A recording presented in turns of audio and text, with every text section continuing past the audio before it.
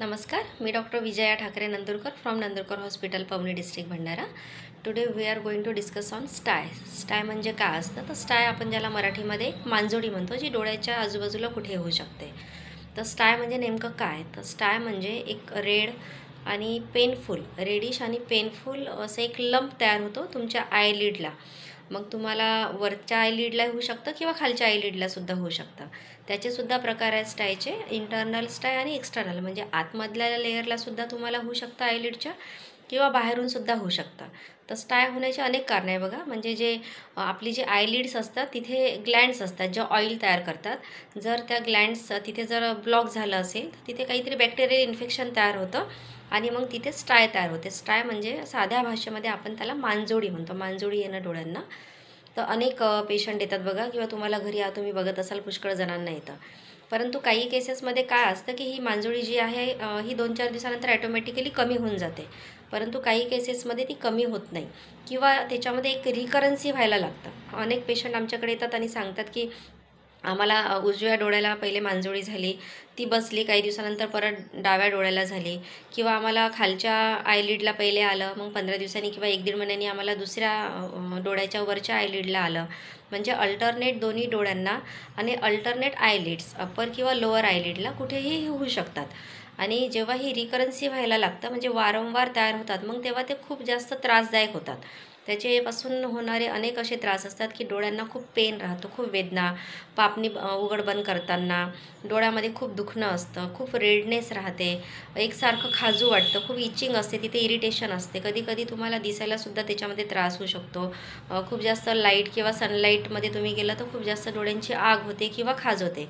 काही ज्या तयार होतात स्टाय, तर कधी तिथे क्रस्ट फॉर्मेशन होते, कधी डिस्चार्ज होऊ शकतो, त्याच्यामधून एखादी फुटू पण शकते कधी, आणि तिथून क्रस्ट फॉर्म होऊन तिथे तुम्हाला पससारखं किंवा व्हाईट तिथे तुम्हाला थिक असं क्रस्ट तयार होऊ शकते. त्याच्यामुळे तुम्हाला कंटिन्यू तिथे इचिंग होणार, खाज होणार आणि आग होणार. हे त्याच्यामुळे कसं असते की तुम्हाला व्हिजनमध्ये प्रॉब्लेम जाऊ शकतो.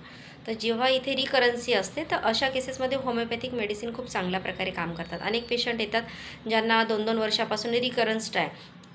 काहींचा नाईट वॉच होत असेल, रात्रीला जागरण होत असेल, तर अशा केसेसमध्ये नाईट वॉचिंगमुळे तुम्हाला खूप जास्त स्ट्रेन तुमच्या डोळ्यांवर येतो, त्या आयलिडवर सुद्धा स्ट्रेन येतो, आणि मग काहीतरी तिथे थोडंसं इम्बॅलन्स झाल्यासारखं होतं. मग त्या ग्लँड्समध्ये तिथे इन्फेक्शन तयार होऊ शकते.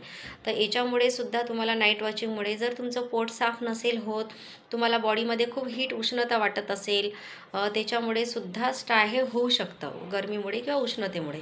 तर ह्या रिकरंट जे वारंवार ज्या स्टाय होतात, या केसेसमध्ये होमिओपॅथीमध्ये अनेक अशा मेडिसिन आहेत.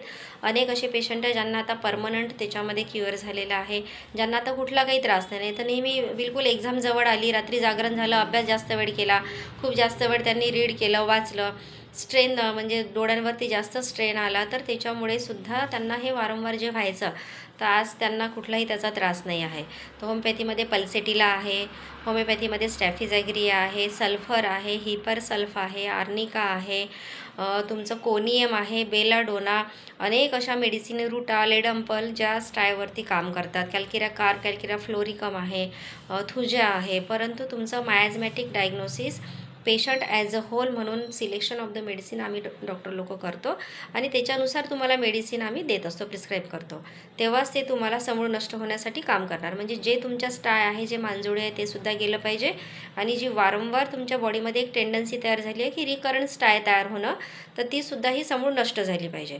तर तुम्हाला असं कुठलाही डोळ्याचा प्रॉब्लेम असेल, ज्यांना स्टाय असेल, तुमच्या आजूबाजूला असेल, ज्याच्यामुळे मोस्टली कॉमन हे स्टुडंट्समध्ये बघायला मिळतं, विद्यार्थ्यांमध्ये, ज्यांना नाईट वॉचिंग असतं किंवा ज्यांना खूप अभ्यास करावा लागतो, जे खूप वाचतात, त्यांचं रीडिंग असते, लर्निंग असते, तर अशा केसेसमध्ये आपल्याला हे बघायला मिळते. तर असे जर विद्यार्थी स्टुडंट असतील तर नक्कीच विदाऊट एनी साईड इफेक्ट, म्हणजे या होमिओपॅथीच्या औषधाने तुम्हाला झोप येत नाही, ज्याचं कुठलं काही साईड इफेक्ट नाही, तिथून तुम्हाला सिडेशनसुद्धा येणार नाही, तर तुम्ही नक्कीच होमिओपॅथिक मेडिसिन घ्या, आणि विदाऊट एनी साईड इफेक्ट आपण या आजारापासून मुक्तता मिळू शकतो.